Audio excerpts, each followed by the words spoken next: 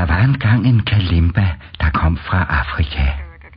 Den var lavet af en gammel dåse sardiner, og det var aldrig gået op for den, at den var blevet lavet om til et musikinstrument.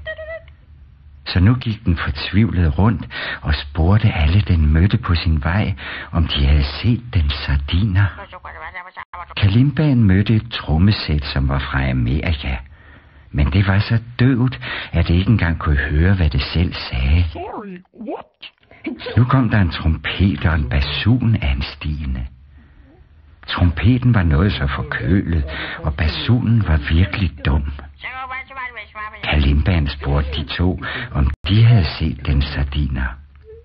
Men trompeten og basunen talte tysk. De var nemlig fra Tyskland, så de forstod ikke et ord af, hvad kalimbaen sagde.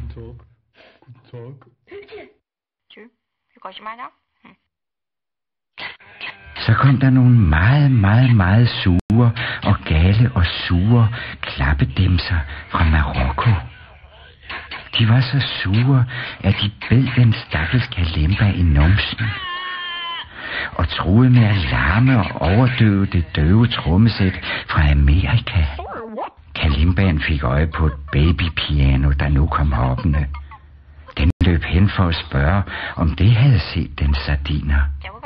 Men pianoet var fra Kina, så det nikkede høfligt og pegede over mod en fransk tværfløjte, som straks blev så fornærmet, at den lagde sig ned og holdt sig for ørerne.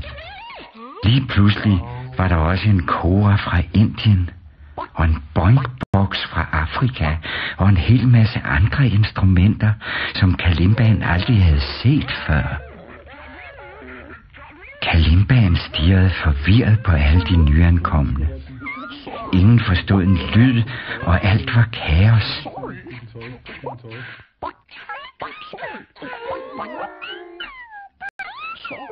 Så fik kalimbaen nok.